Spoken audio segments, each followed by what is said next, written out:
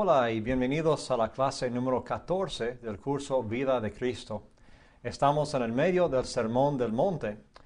Recién miramos las primeras partes de las enseñanzas de Cristo acerca de la oración y cómo debemos orar, y algunos de los artículos importantes de los judíos en cuanto a la oración, como el talit y las filatelias, el tefilín, la mesusa. Y les había mencionado esto también, que es el kippah, la gorrita, el yarmulke, como se llama a veces. Se ponía así, facilito ahí en la cabeza, y cubría la cabeza como señal de respeto hacia Dios en esa forma. Habrán visto en esas fotos como la mayoría, si no todos los judíos que oraban en el muro occidental, tenían su kippah puesto, y hasta las visitas tienen gorritas como esa que pueden descartar después de usarlas en su visita en el muro occidental. Así que es interesante participar de alguna forma con esas costumbres de los judíos.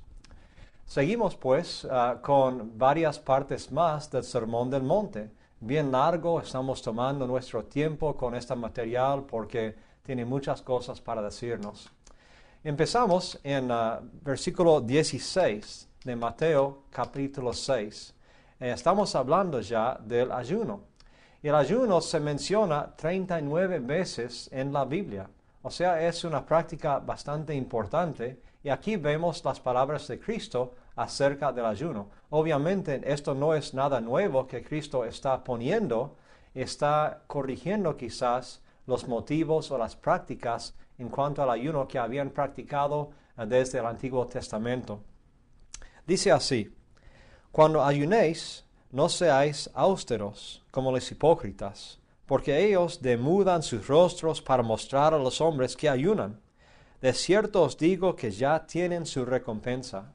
Pero tú, cuando ayunes, unge tu cabeza y lava tu rostro, para no mostrar a los hombres que ayunas, sino a tu Padre que está en el cielo, que está en secreto, y tu Padre que ve en lo secreto te recompensará en público. Entonces, vamos a hablar un momento del ayuno. Cómo se practicaba, los motivos del ayuno. Primero, ¿cómo debe ayunar uno? Hay varias formas de hacerlo, y Cristo aquí enfatizaba los puntos claves. Principalmente era para la gloria de Dios y no para la gloria de uno mismo. También, como dijo, con la oración y con el dar, uno debía hacerlo en secreto.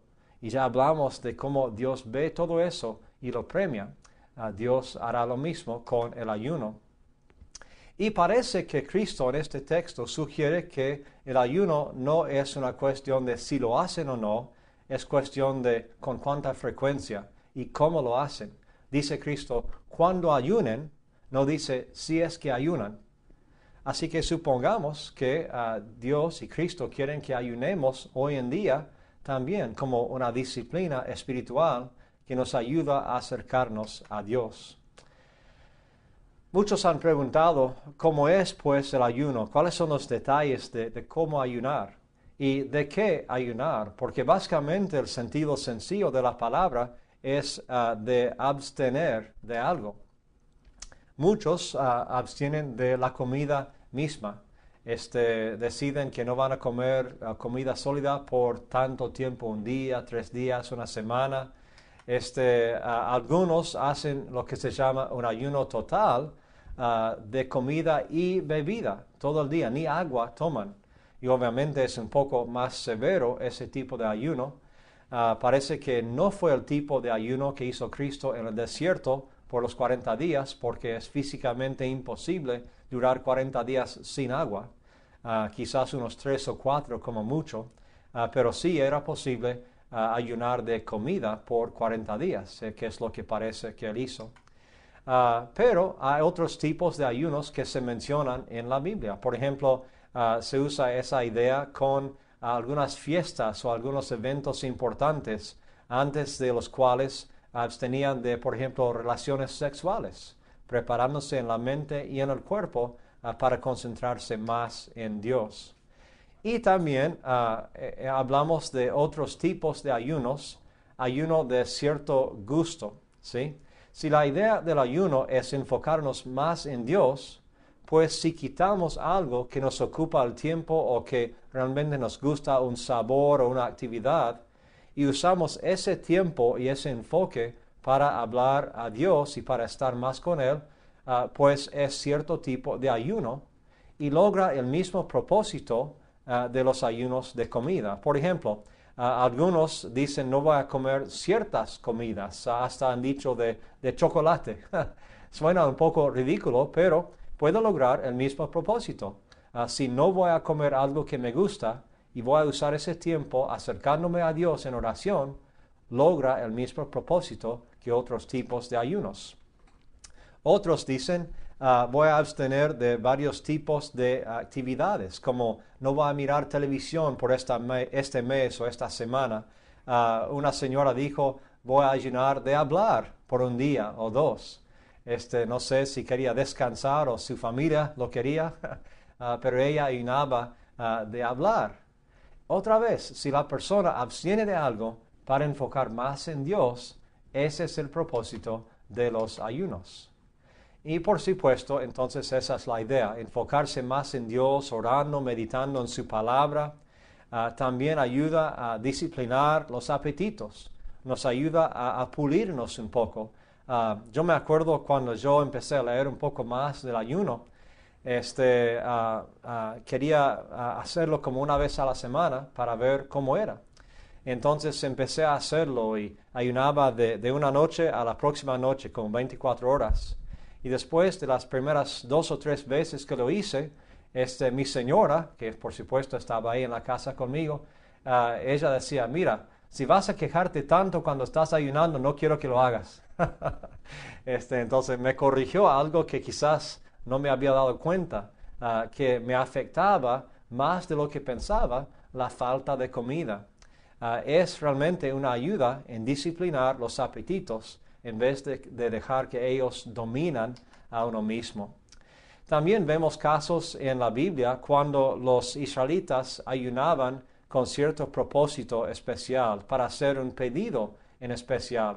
Por ejemplo, vemos con Josafat, antes de salir a la guerra contra un ejército enorme, que al final Dios iba a entregarles a la mano, ellos ayunaron y oraron y hacían este pedido especial. Lo hacían casi como tipo de ofrenda, sacrificio, para ayudar a concentrarse más y pedir el favor de Dios. También ayunaban antes de un logro importante, o antes de intentar algo importante, como una guerra, como mencionamos, quizás una sanidad. Vemos que David, cuando ese bebé que nació de Betsabé estaba enfermo, él ayunaba, pensando que a lo mejor Dios iba a concederle ese pedido. Y hay otros tipos de motivos para el ayuno de uno. Y también vemos que la gente, cuando estaba triste, demostraba esa tristeza ayunando.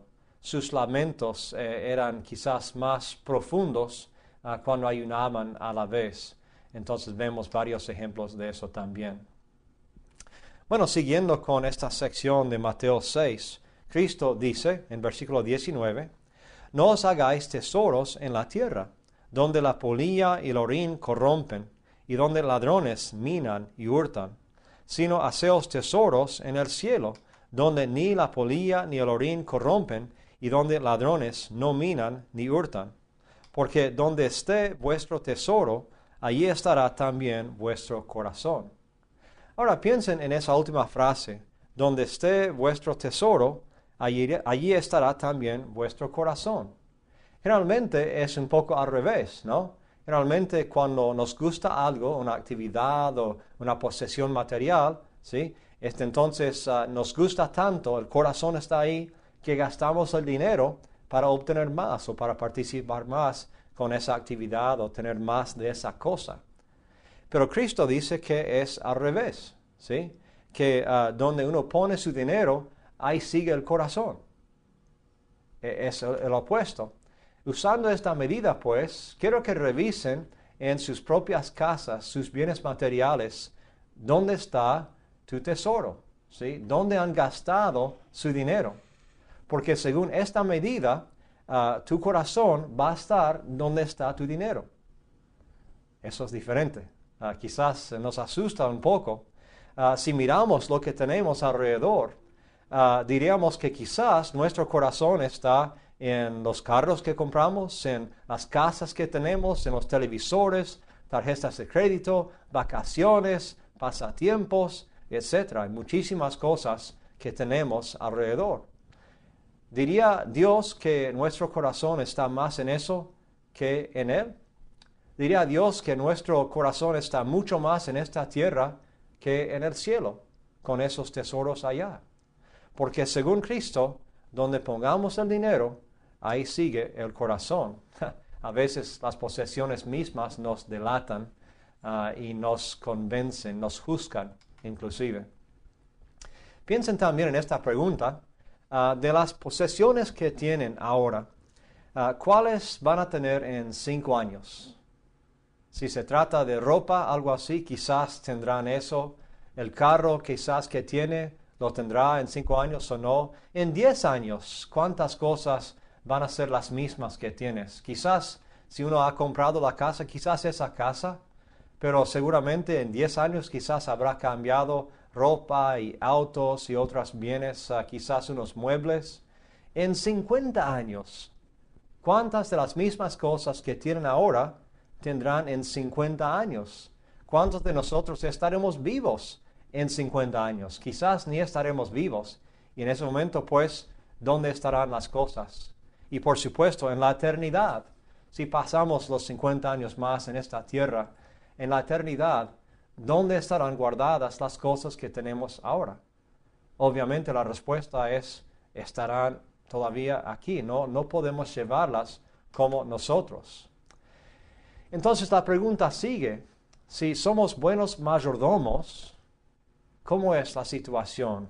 ¿Somos dueños de nuestras posesiones y los controlamos? ¿O son nuestras posesiones dueños de nosotros?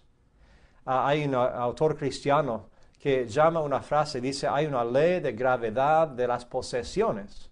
Y con eso quiere decir que cuanto más posesiones tenemos, más esos nos poseen. Hay cierto peso, nos arrastran para abajo. Y a veces es necesario librarnos de algunas de esas posesiones para poder actuar como Dios quiere que actuemos. Hay cierta gravedad que casi nos mata a veces.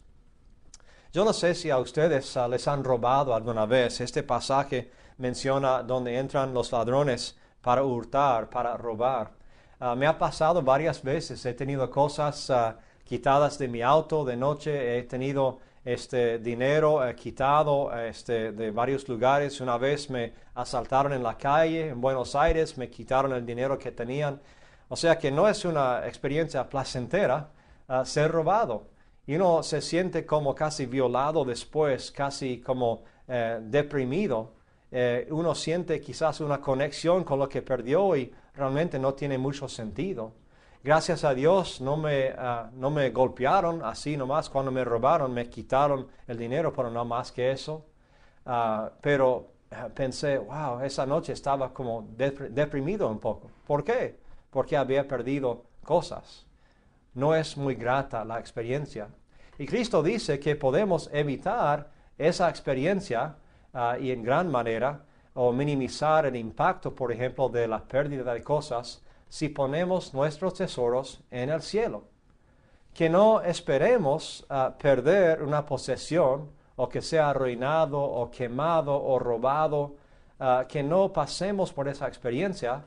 Es mejor poner el tesoro ya en el cielo, gastándolo en otras cosas para el reino de Dios. Y así podemos ya amontonar riquezas en el cielo. Hay un dicho en inglés que cuando uno muere no puedes llevarlo contigo, ¿sí? Refiriéndose a las cosas. Es cierto, no podemos llevarlo con nosotros cuando morimos, pero podemos mandarlo delante de nosotros para que esté esperándonos en el cielo, si amontonamos las riquezas en el cielo. En conexión con esta idea, había un profesor mío hace unos años que nos habló del concepto de la pobreza voluntaria. la pobreza voluntaria.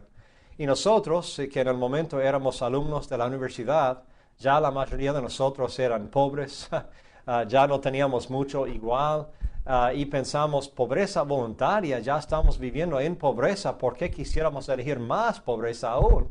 Nos parecía un poco tonta la idea, pero después él empezó a explicar el concepto. Él dice que él y su familia eligen ser pobres en algunas cosas, de no tener ciertas cosas, y cuando tienen que comprar otras cosas, comprar lo mínimo que pueden, comprar lo más viejo que pueden, lo más gastado o usado que pueden, todavía que sirve, pero que no gasten demasiado en extras, en cosas nuevas, cosas que se van a perder.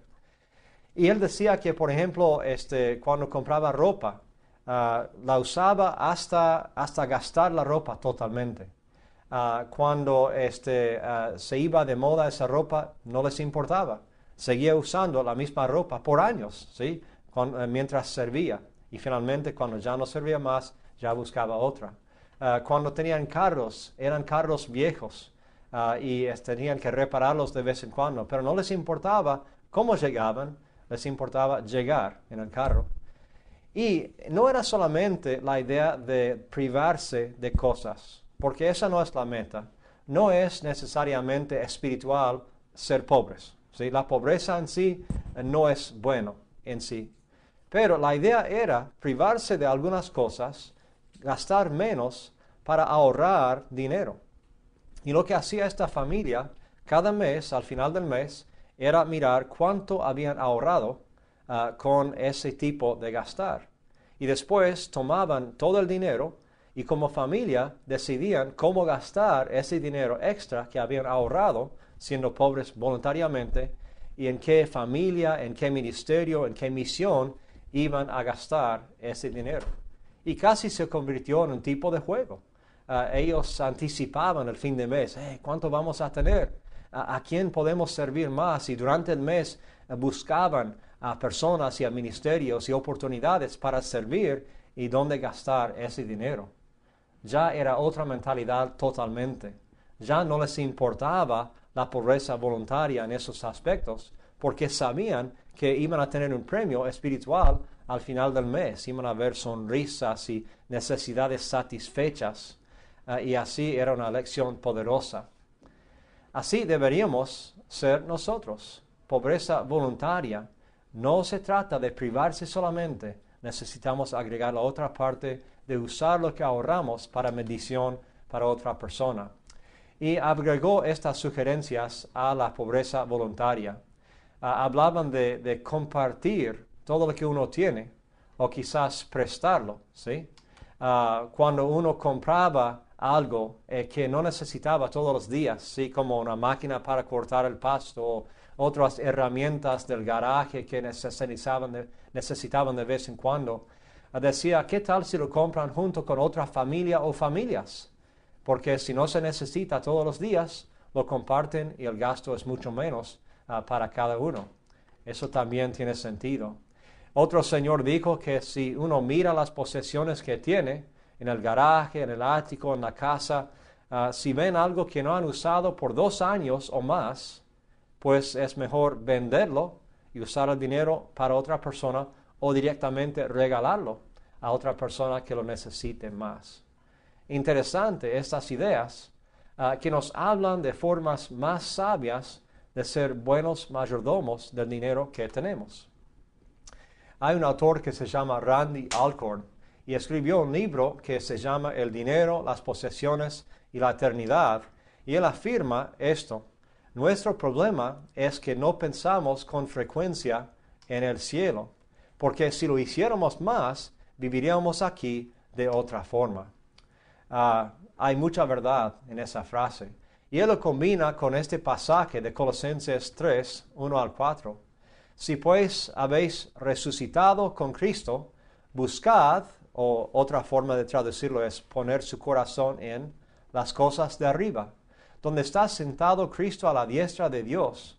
Poned la mira, o sea, la mente, en las cosas de arriba, no en las de la tierra, porque habéis muerto y vuestra vida está escondida con Cristo en Dios. Cuando Cristo vuestra vida se manifieste, entonces vosotros también seréis manifestados con Él en gloria. ¿Sí? Ahora, miren lo que está pasando aquí en este pasaje. Ya estamos poniendo el corazón en el cielo con la mente. Estamos poniendo la mente misma en el cielo.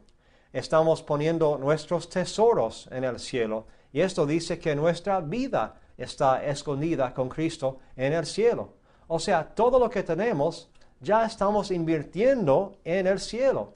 Y dice que cuando Cristo se manifieste, cuando aparezca por segunda vez para llevarnos al cielo, pues Él traerá a nosotros, nuestra vida y todas las cosas, supongo, consigo.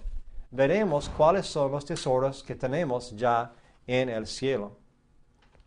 Es una inversión continua, pero porque no pensamos más en el cielo, a veces perdemos esos detalles y a la vez las bendiciones de guardar las cosas en el cielo. Entonces la idea es que pasemos toda esta vida guardando todo en el cielo y así podremos disfrutarlo después. El mismo Dios que ve las cosas que hacemos en secreto nos premiará también por esa clase de mayordomía.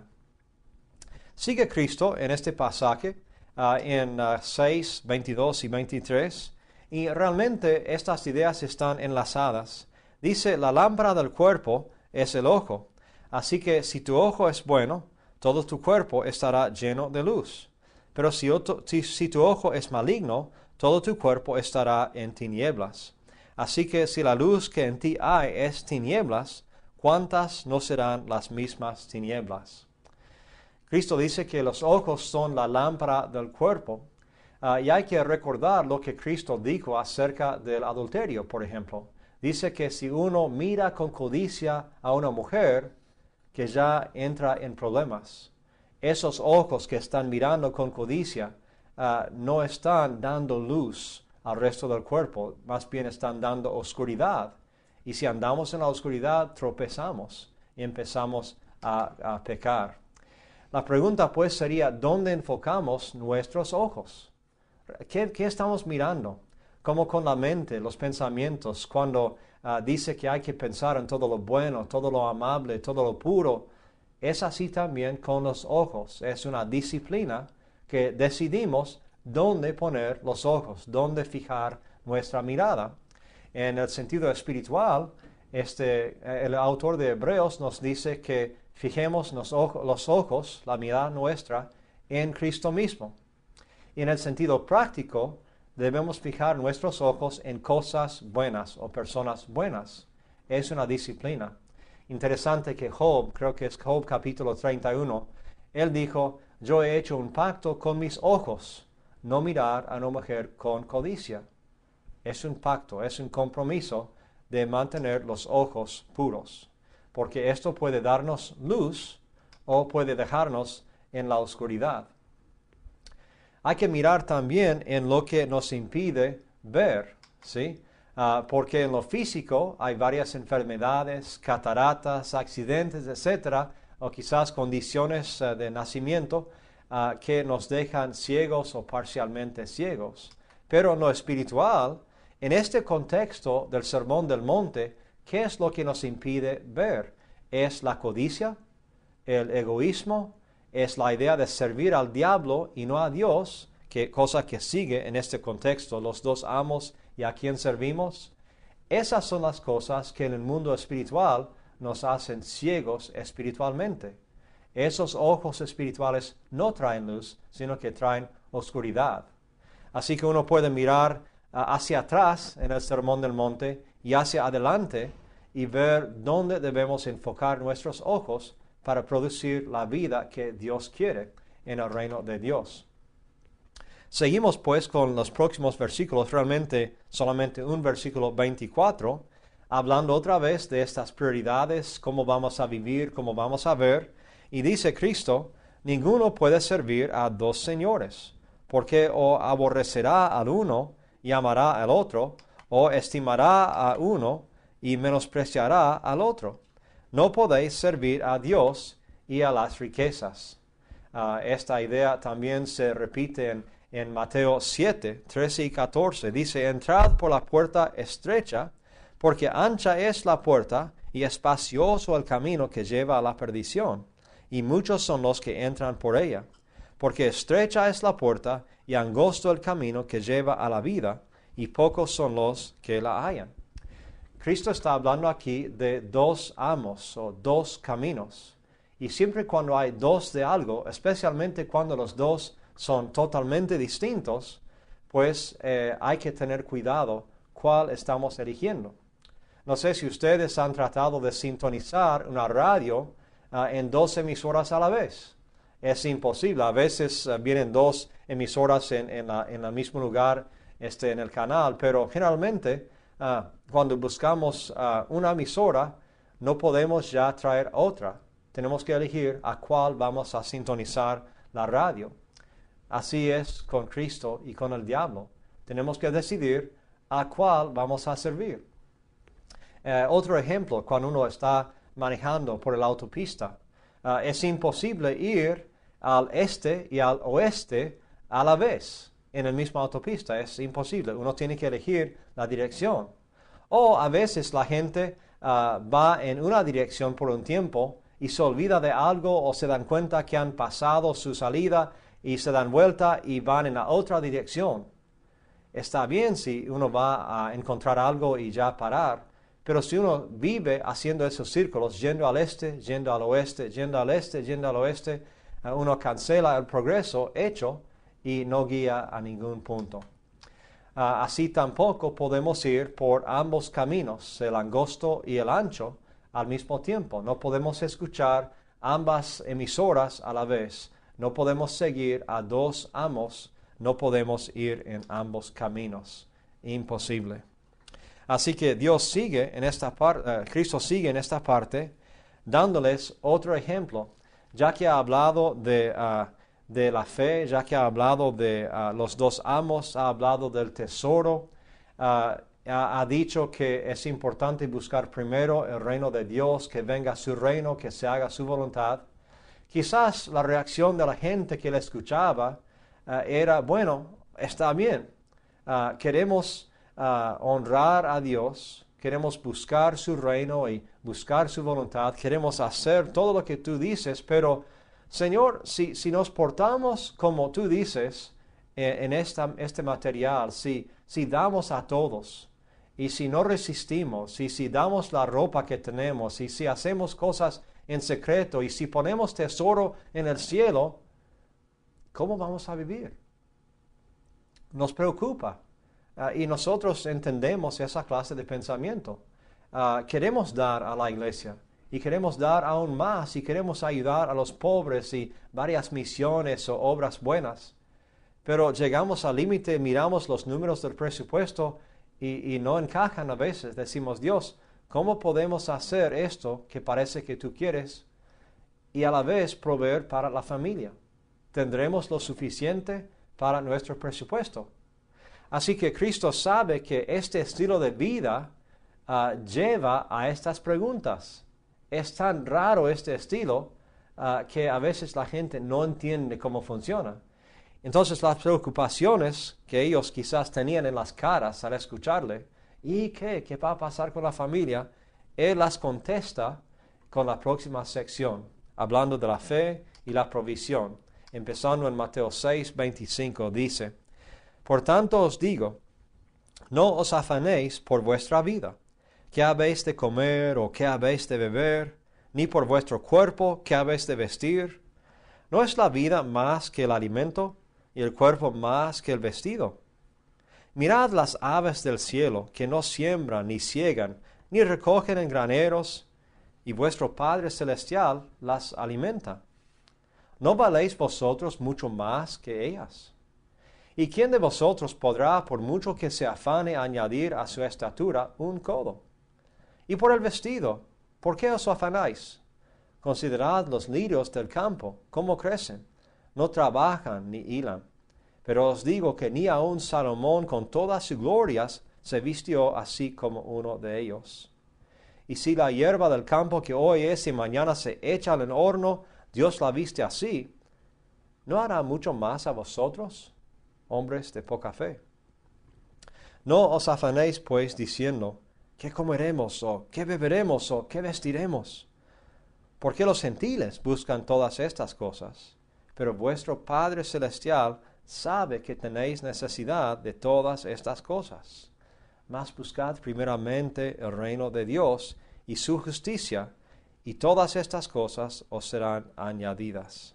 Así que no os afanéis por el día de mañana, porque el día de mañana traerá su afán. Basta a cada día su propio mal. Cristo nos conoce. Él sabe por qué nos preocupamos. Y Él nos asegura que Dios nos va a cuidar. No dice específicamente exactamente cómo va a proveer todo esto, pero dice que Dios nos conoce, sabe cuál es nuestra situación y va a proveer. A veces lo hace dando más de lo que nos falta, ¿sí? Provee más beneficios. Y a veces nos provee haciéndonos entender que no nos hace falta tanto, ¿sí? Quizás algo no es tan necesario. Y así nos enseña lo que realmente es importante y lo que no es importante. Así que da el desafío de buscar primero el reino de Dios. No nos preocupamos por el día de mañana. ¿Por qué? Porque el pastor mismo proveerá esa imagen de Cristo como el pastor vuelve aquí. Me gustaría hablar un poquito, pues, del papel de los pastores en este contexto de provisión para las ovejas. Ustedes saben que en Juan 10 y en otros pasajes, Cristo hablaba mucho del pastor y estas ideas vienen de él. Cristo dijo, por ejemplo, que el pastor conoce a las ovejas y las ovejas conocen a él. Había un ejemplo de algunos pastores que un día en el desierto ya era tarde y sabían que no podían llegar a su casa, a su hogar, donde estaba el redil normal. Entonces tomaban sus grupos de ovejas y metían todas las ovejas en un edificio abandonado, ¿sí? Sin techo. Estaban ahí protegidos de los elementos, de los animales, y los pastores podían cuidarlos ahí en las puertas. Pero una visita que estaba con ellos miraba y decía, ¿cómo van a poder saber qué pertenece a quién? ¿De quiénes son estas ovejas aquí? Se mezclaron todos. ¿Cómo van a separarlas mañana? Y a la mañana siguiente, ya listos para salir otra vez, los pastores salieron de las puertas, iban a puntos diferentes del compás, como a 100 metros del edificio, y empezaron a llamar a sus ovejas por nombre. Y las ovejas empezaban a salir del edificio e iban directamente a los pastores cuyas voces reconocían. Y dentro de poco tiempo, cada pastor tenía alrededor suyo las ovejas suyas. ¿Por qué? Porque los llamaban por nombre y conociendo su voz, ellos ya pudieron ir a él. Dice además Cristo en Juan 10 que las ovejas huyen de los extraños, por lo que al morir el pastor, las ovejas tenían que ser matadas o sacrificadas, porque nunca iban a seguir al extraño. Bueno, obviamente pueden ver cómo esto crea problemas para las familias, porque no quieren perder a todas sus ovejas cada vez que un hijo se va de la casa a otro lugar, por ejemplo, para vivir en otro sector. Así que desarrollaron la costumbre de entrenar al hijo o a la hija menor del mayor. Y ese niño menor acompañaba al mayor todos los días. Y aunque las ovejas estaban en la carga del mayor, igual el niño menor iba aprendiendo. Y las ovejas a la vez iban conociendo al niño menor, reconociendo su voz también. Entonces cuando llegaban al momento de la transición, cuando se iba ya el niño mayor, ya las ovejas podían seguir en el cuidado de la misma familia. ¿Por qué? Porque ya reconocían la voz del niño menor. No estaban asustados, era alguien conocido y no huían las ovejas de ese niño. Y así la familia mantenían sus ovejas y podían seguir adelante. ¿Qué lección más interesante nos da a nosotros pensando en el ministerio? pensando en la iglesia. Por muchos años quizás una iglesia tendrá un pastor, un ministro que está trabajando con ellos y todos confían en ese ministro y están abiertos con él y él los conoce al fondo. Es una relación tan fructífera y tan buena.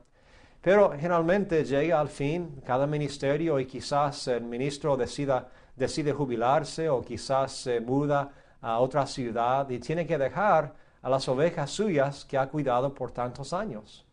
Y muchas veces en esos casos, si el ministro no ha sido sabio en entrenar a otros líderes, cuando se va ese ministro, se va a la iglesia, básicamente, se viene abajo. ¿Por qué? Porque ya se sienten solos y aisladas las ovejas. En cambio, si nosotros imitamos este consejo de entrenar a otros líderes, otros ministros que se preparan mientras el pastor o el ministro todavía está, pues la iglesia va a ir reconociendo sus voces y ya van a poder seguir fieles y seguir creciendo cuando se va el primer ministro. Algo que nosotros no hemos hecho a veces, pero que sería sabio hacer. Entonces vemos el cuadro de un pastor. Cristo dice también que el pastor camina delante de las ovejas. En el Salmo 23 dice 2 veces que él guía a las ovejas. Eso generalmente quiere decir que anda delante de ellos, quizás a 10 metros o 50 metros, a 100 metros, pero los guía, les indica dónde ir y les siguen la voz, les siguen a él. Pero hay otra cosa en Salmo 23 que es interesante. Dice que cuando pasan por lugares tenebrosos, oscuros, peligrosos, como la valle de la muerte, en ese salmo, dice que el pastor no está delante de ellos, dice que está con o entre sus ovejas. ¿Qué imagen más positiva del papel de Cristo con nosotros? De nosotros con nuestras ovejas en las iglesias. Cuando estamos en buenas condiciones, tenemos que ya dar el camino, darles el ejemplo, pero cuando estamos en momentos duros, debemos estar en contacto con nuestras ovejas, nuestros hermanos y hermanas, y así las podemos cuidar mejor. Las ovejas pues seguirán a esa clase de pastor. Ellos no eligen dónde ir, sino que siguen al pastor.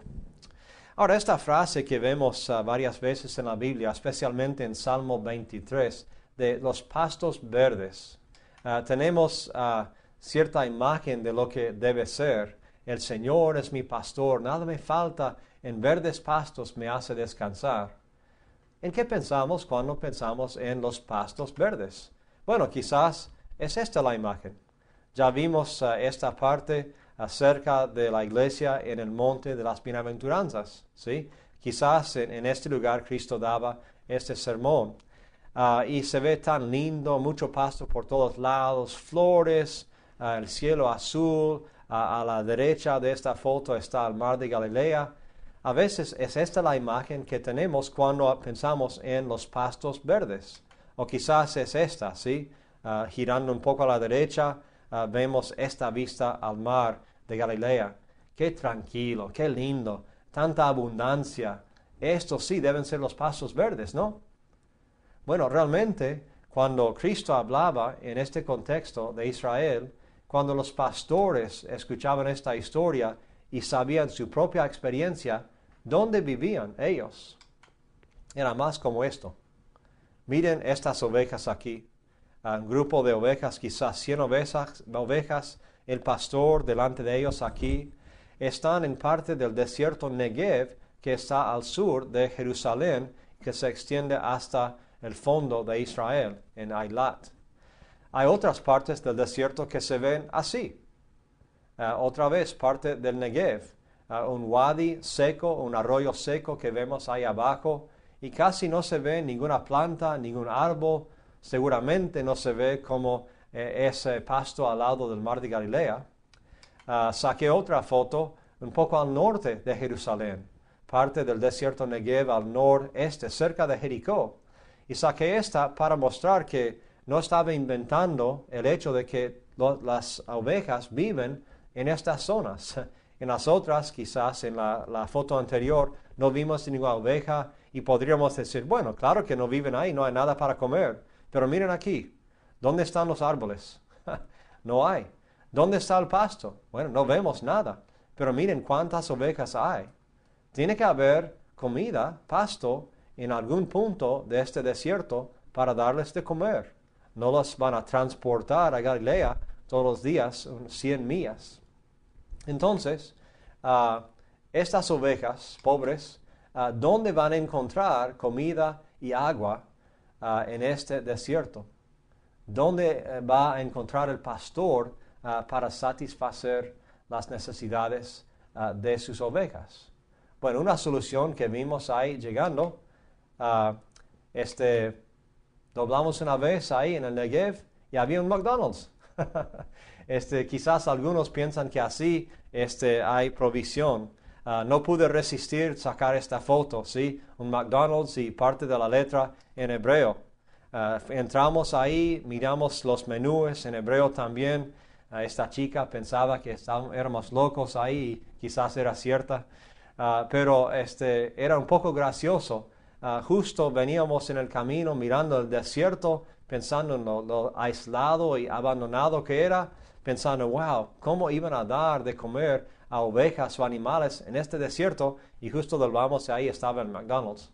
Pero por supuesto, no había McDonald's en ese tiempo. Entonces, ¿cuáles son los verdes pastos que menciona en Salmo 23? Porque David vivía justo al borde de este desierto cuando escribió este salmo. ¿Dónde están los verdes pastos? Bueno, parece que el viento todos los días soplaba desde el mar Mediterráneo y ese viento, como pasaba por arriba del agua, traía un poco de rocío, ¿sí? Y cada día este rocío se juntaba sobre las piedras del cerro que miraban hacia el mar, ¿sí? Entonces un poco de rocío, no mucho. Y se juntaba ese rocío y caía de la piedra a la tierra. Y donde caía, crecía un poco de pasto, ¿sí? Se secaba en unas horas, quizás duraba un día o medio día o 2 días máximo, y después se secaba. Entonces, el chiste sería para el pastor saber dónde crecía estas bocaditas de pasto. Y ahí el pastor guiaban a sus ovejas y podía darles de comer de esos pedacitos de pasto que crecían debajo de las piedras, que en poco tiempo se marchitaba. Pero día por día, momento por momento, bocado por bocado, el pastor proveía lo que le faltaba a sus ovejas. Qué imagen más interesante, ¿sí? Realmente los verdes pastos no son una cantidad enorme de comida que les va a durar como años y años. No son como esos pastos verdes que vimos en el monte de bienaventuranzas. Realmente los verdes pastos son esos bocaditos que son suficientes, no más, no extra, suficientes para cada día. Recuerden lo que dijo Cristo en esta oración, en este mismo contexto de Mateo 6. Dice, danos hoy nuestro pan de ¿qué? De cada año. No dijo eso. Danos hoy nuestro pan de cada día. Y así iban a estar contentos. Este tipo de proceso nos hace depender de Dios. Y cuando Dios va cada día satisfaciendo nuestras necesidades, como dice aquí en Mateo 6, cuando buscamos el reino de Dios, cuando buscamos cumplir con su voluntad, cuando no nos preocupamos por estas cosas porque sabemos que Dios va a proveer, nos crea en nosotros una confianza en el amor y la provisión de Dios. Pues no necesitamos pasto, eso en sí no es importante. Es importante por un lado, pero lo más importante es un pastor. No hace falta una casa, nos hace falta alguien que sepa proveer lo que necesitamos. No hace falta necesariamente un carro, sino alguna forma de transporte. y podemos seguir con cada bendición material que tengamos. Lo que realmente necesitamos es esa relación estrecha con Dios y con Cristo. Si Cristo es nuestro pastor, podemos confiar en esta promesa que si buscamos el reino primero, Dios va a proveer lo demás. Amén. Que el Señor los bendiga.